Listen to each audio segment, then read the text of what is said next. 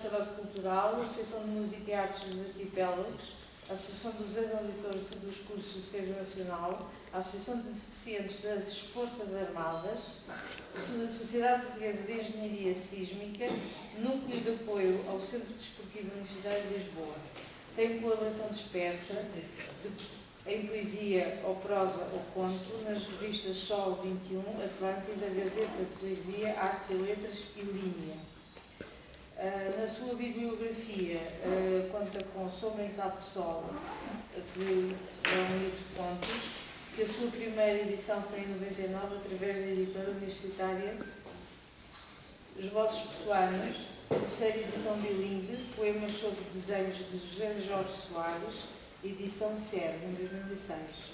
Cercial e Malvasia, Contos, em 2009, e em 2010, Sombra em Cabo de Sol, segunda edição de contos editados pela editora Temas Originais, ambos.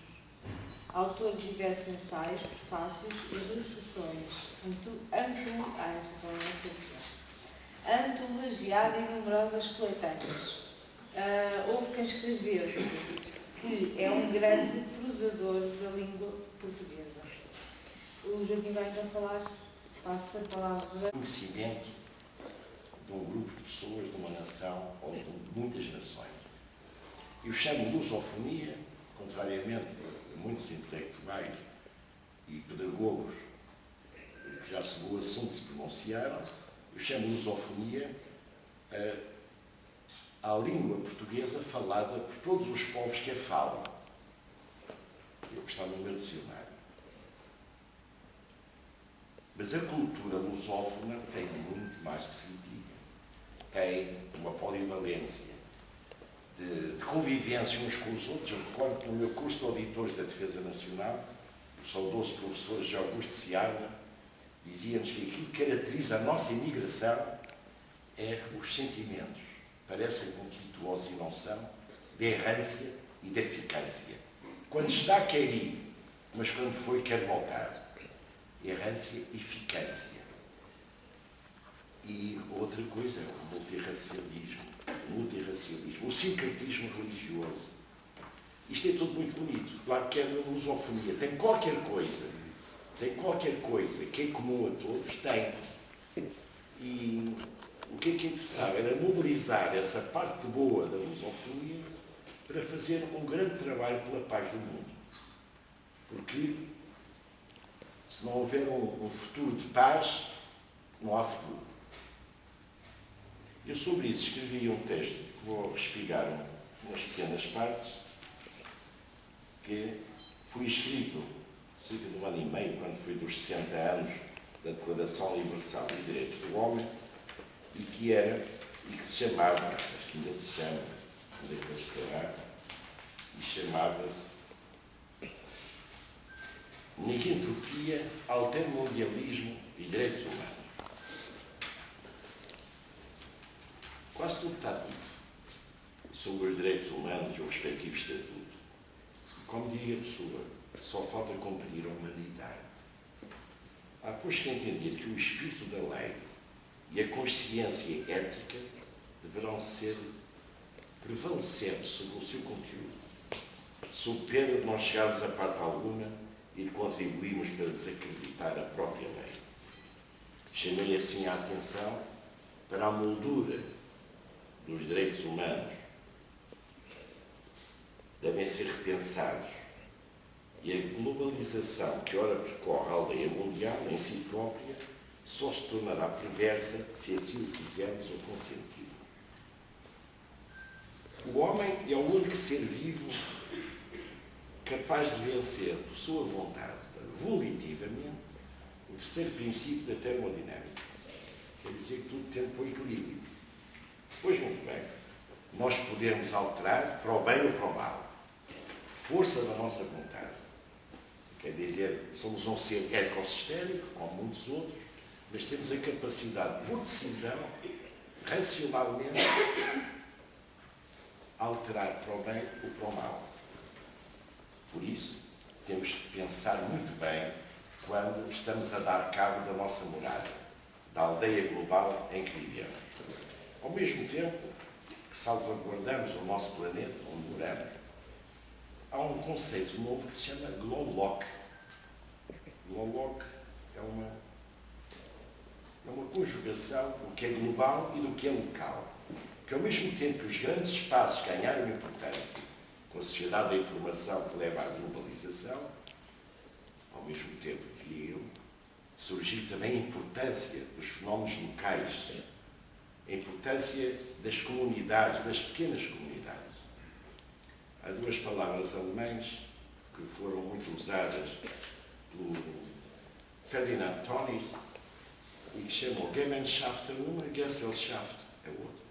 Gemeinschaft é a comunidade, é um grupo onde prevalecem as relações de vizinhança. Gesellschaft é a sociedade, um grupo onde prevalecem as relações por divisão de trabalho. Ora, e tudo começa na comunidade. Aliás, tudo começa em nós. Se eu quiser ter respeito por alguém, para ter respeito por alguém, eu tenho que me respeitar a mim primeiro. Então, começo por respeitar a mim. Depois respeito o outro. Tem direito a ser diferente. E acho que o processo educativo, em vez de ser uma sabotagem pedagógica, deve ser uma educação libertadora. Deve libertar as pessoas para que não fiquem à mercê de quem quiser enganá-las. E vou contar agora, só num parênteses, uma coisa que costumava contar nas minhas palestras antigas, quando via assim umas pestanadas pelo meio, que antes de vir para cá, eu fui ali a um café e pedi à moça que lá estava, dava-me, por favor, uma Santos Fiebre sem manteiga. Ela olhou assim para mim, deu à volta, desculpe, não podia ser sem margarina, porque a manteiga acabou agora mesmo. Isto é só para ver quem é que está acordado. Bem, muito obrigado, Roberto Durão, por teres cá vindo. Sei que tinhas que fazer. Desculpa, mas gostei até tudo o que tu disseste. Só faz só tudo. Subscrevo. Então dá cumprimentos lá ao Chico Subscrevo tudo o que disseste. e a Lady Miriam Lombrowski, que a comunicação, a informação mais propriamente, é o equivalente funcional do espaço e do tempo. Substitui só o espaço e o tempo e permite-nos tomar as decisões corretas, comportamentais adequadas à situação. Numa situação de emergência ainda mais importante, porque o tempo é escasso. O tempo e o espaço nem temos espaço para nos abrigar, nem temos tempo para fugir, ou para tratar da nossa sobrevivência. Portanto, a informação torna-se muito mais importante. Daí a minha grande dúvida. Tudo isto está ligado às ciências da comunicação, informação e educação, se o processo educativo ou deseducativo não está a destruir intencionalmente um país para que possamos ser levados como um rebanho para qualquer lado. Se toda a gente continuar a querer o que tem querido, é o que vai acontecer. Não sei para onde vamos, eu sei é que não vou por aí. Como no outro dia, aqui o Roberto Durão dedicou-me esse poema do José Régio, o Canto que Negro, quando foi do lançamento daqueles livrinhos da Casa da Madeira. Muito bem. A gente pode mudar, quase transformar completamente a língua. Tem que se fazer acordos ortográficos, porque durante mais de 50 ou 100 anos não fizemos nada do que devíamos. Isso é absolutamente secundário. O fundamental de tudo isto é cultura. É a forma de estar no mundo. E depois dizem que somos todos formidavelmente antirracistas. Quer dizer, para mim, qualquer bem que eu não filho também de um negro, não é? Olha, como dizia no outro dia aqui o Dr. Daniel Sampaio acerca dos homossexuais e dos heterossexuais. E só conheço um país que até ver me pareceu absolutamente antirracista, quer dizer, sem discriminações. Foi em Cabo Verde. Todos os outros países que se proclamam, mesmo constitucionalmente, que não têm credos, nem religiões, nem raças, nem coisa nenhuma, não é verdade. Todos têm. E são discriminados de uma maneira ou são de outra. Portanto, isso é uma discriminação. É não considerar que pertence ao mesmo conjunto. Portanto, as diferenças não têm direito à diferença. Muito bem. Para si próprio. O que implica aquele tipo de patriotismo que vem de pátria, um país que se respeita a sua identidade própria, a sua cultura e que se relaciona com o outro de igual para igual. Comércio justo, etc, etc. Isto não existe. Não existe. Muito bem. Olha, também para mim, o símbolo da paz não pode ser uma pomba, coitadita. Tem que ser uma águia. A águia é que tem que trazer o ramo de oliveira a mostrar que quer paz. E se não quiserem paz, levam. Isto é que é pedagogia. É pedagogia de quem tem força, é que tem que fazer com que não se use. Quando os poetas governarem o mundo, isto vai ser completamente diferente. Já me chamaram de poeta há muitos anos, ainda nem pensava escrever um verso. Pois, muito bem. E que estava aqui escrito que cada país está de encarar os outros países da mesma forma que o seu eu deve comunicar com o outro, de igual para igual. Claro, o economicismo e as ciências físicas sobrepuseram-se às humanas. Há que inverter o processo enquanto for tempo. O que quer dizer desde já? Ainda há dias li alguns que para salvar o mundo o homem terá de deixar de ser antropocêntrico. O homem não pode continuar a ser o ser central do mundo, que o mundo só existe no conjunto. E se dermos cabo do ambiente, como estamos a dar, vamos continuar a ter o que temos hoje no Rio de Janeiro. Já vai em quase 80 mortos. E assim, de um momento para o outro. O que aconteceu na minha terra, a 20 de fevereiro, eu ia a 22 e adiei para depois da manhã. Aconteceu no Funchal. Pronto. É assim. Isto não é normal. Isto tinha ciclos de dezenas e dezenas de anos e agora já começa a encurtar. E cada vez mais as catástrofes vão ser mais intensas e plantadas mais irregularmente ao longo do tempo.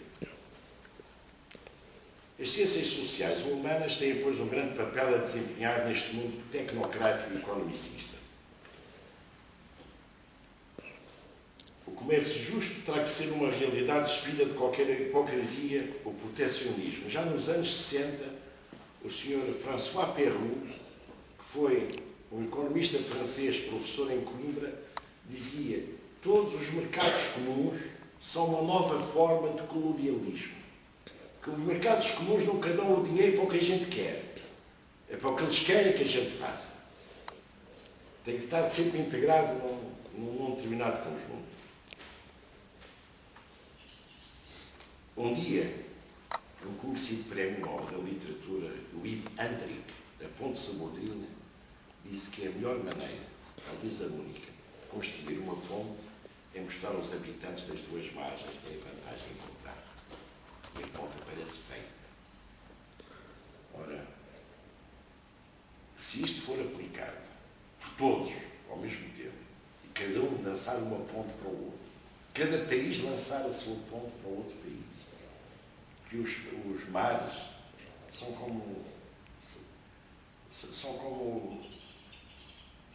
lagos, ou são rios, e as suas margens estão sedentas de comunicação. Se pudermos toda a gente em comunicação, estamos a criar uma rede, uma abóbora. Isto é uma espécie de catedral, sinagoga, mesquita, construída assim por exemplo, Niemeyer. O Niemeyer fez aquela linda Basílica de Brasília.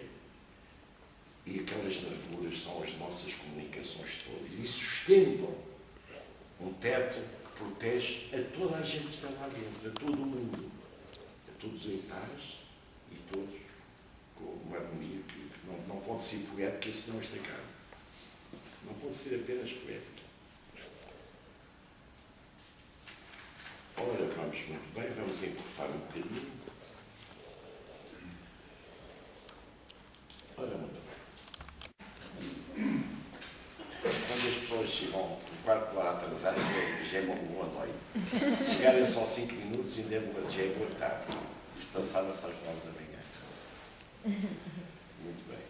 Queria felicitar, em primeiro lugar, a Biblioteca Central de Lisboa, da pessoa da sua doutora aqui presente, por esta iniciativa.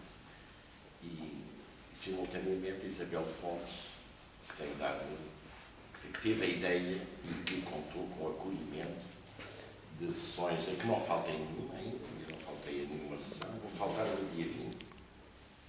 No dia 20 estou a vender a fruta noutra freguesia, que é a minha freguesia.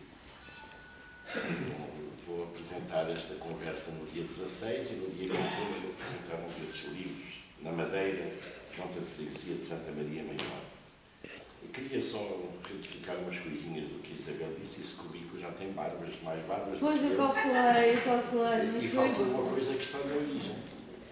O que está na origem. A minha formação básica é de militar. Pois eu sei. Agora estás a ver. Eu sei. Falta uma licenciatura que é importante. Mas como não trouxeste a arma hoje? Licenciatura em Ciências Militares. Não vieste E sem porquê? arma. E porquê? Porque eu tive sorte, tive uma professora de instrução primária extraordinária que me ensinou quase tudo o que eu sei da língua portuguesa. Ali no livrinho diz, digo à Sra. Bernadette Jardim Gonçalves que me ensinou a amar a língua portuguesa. E depois tive sorte por aí fora, no liceu, por exemplo, um bom aluno, não precisava de estudar, fazia desporto, depois fixava tudo o que eu via. Era muito religioso, parece que era o único da família que ia à missa todos os dias. Quis ser padre. O meu orientador espiritual não me deixou. Achou que eu não tinha perfil. Não me quis na comunidade. Era um homem altamente honesto, como se vê pela figura junto. Não me deixou. Uns queriam que eu fosse para a Marinha, outros queriam que eu fosse médico, e como tinha boa média, tive isenção de propinas para ser médico. Estava dispensado de exames de aptidão. E na véspera de ir às inspeções da escola do Exército, escrevi a desistir da bolsa de estudo que ela não me era dada para a carreira das armas. E assim, entrei na carreira das armas. Carreira das armas, é que a minha vocação era de sacerdote, está-se-me a ver. Depois, inventaram, como nasci em 38, já me culparam da Segunda Guerra Mundial. Depois inventaram a guerra em África só para eu ir para lá. E fui a primeira companhia a embarcar de avião em 21 de março de 75. Em Angola apanhei só um tirito, depois fui uma segunda para a Guiné, depois voltei da Guiné, um ano depois já lá estava novamente, e tive a sorte de pisar uma mina. E rebentei. Depois tive 3 anos no hospital, deixei de ser campeão nacional de rugby, que era pelo clube, também já não era campeão de natação da Madeira dos 17 anos, há muito tempo, e tive de mudar de vida. E quando mudei de vida resolvi ir para o Estado Maior, a ser militar e não ir dar educação física, que era a minha especialidade, para não ir dar de bengala, e então resolvi concorrer ao Estado Maior. Puseram muitas dúvidas e eu perguntei oficialmente, ficando em serviço de dispensa a plena validez, estou em igualdade das restantes circunstâncias para concorrer aos cursos gerais do Estado Maior. Demorou a vir, mas depois veio. E foi um grande meu, que hoje é general, que me disse, já veio o despacho do Sr. Ministro da Defesa e do Exército, a dizer que para o Estado Maior é necessário dispor da plena validez física, tal como se tratasse de entrar nas armas de infantaria, cavalaria ou artilharia. E eu respondi logo. Agradeço o favor de dizer ao Sr. Ministro que eu acho que tem toda a razão. Se no Estado Maior se pensa com os pés, estou em desigualdade de circunstâncias. E 15 dias depois estava reformado. Uma opção. Isto passou-se em 73. 73, 68, e 3, em 71, 73, já nem sei. Eu sei que andei 3 anos para o hospital e ainda consegui ter o recorde de corridas de muletas e pinos em muletas. Queria bom, não comprasse. Depois tive outra sorte, não fui para Timor. Não fui para Timor porquê? porque era em 74, na véspera de Natal, houve um grande temporal em Darwin. Eu tinha escrito a uma amiga perguntando, mas o que é que eu vou fazer para Timor? Que eu tinha-me oferecido para ir para lá, já como civil. Bem, ele não me respondia, e no dia 10, 12 de janeiro, por aí, a comissão coordenadora do MFA aprovou a necessidade sindical. Eu achei gravíssimo. Estas necessidades são gravíssimas. Eu também sou pacífico, eu não sou pacifista. Eu sou pela unidade de todos, mas nunca pela necessidade. Senão o meu filho, quer quisesse, quer não, havia de ser um bem voluntário. Não é? Bem, resolvi que o laboratório era aqui. E tive a sorte de não ir para Timor, o que fez com que não fosse prisioneiro de guerra em Timor. Mas logo a seguir, no ano seguinte, ainda tive outra sorte. Consegui demonstrar que aquilo de dizer que havia liberdade não era verdade. Consegui ser preso depois de haver liberdade. De dizerem que havia. Eu sabia que não havia, mas tive de escrever um expresso contra o MFA a dizer que não admitia que se aliassem as pessoas do meu curso como estavam a fazer, ladrões iguais a politicamente adversos, etc, etc, etc. Bem, fui preso. Há muitos episódios. Isso está tudo no site, na varanda, onde diz autorretrato. Tem as minhas historinhas da prisão, tem as outras histórias lá de dentro. Isso vai ser contado num livro que ia sair este ano, a 12 de março. Acusaram-me de 11 de março de fortes suspeitas dos crimes de subversão e coligação. Era uma coisa assim do género. Eu que sou anarquista independente, acusado de coligação. Impossível. Eu sou anarquista independente, porque nem os anarquistas me juntam, como é óbvio. Eu não podia entrar em coligações, não entro nisso. Eu não tenho nenhum partido, portanto, isso é que incomoda muita gente. E como dizem que há liberdade hoje, eu continuo sempre pronto para ir passar uma 5ª comissão a Caxias. É sempre só, que é bom. A minha ideia, quando lá estive, e foi a primeira vez que passou pela cabeça uma coisa que viria a ser agora a varanda das extremícias, a minha ideia era o CATAI. Coligação antitotalitarista e anti-imperialista. E a 5ª divisão do MFA, eu não lembro, o MFA fazia as porcarias todas, não sabia se o ELP, o Exército de Libertação lá do Norte, de Espanha, onde eles andavam, não sei nada disso, se pertencia ao CATAI ou se o CATAI pertencia ao ELP. Eu consegui baralhar-lhes as ideias e foi uma sorte.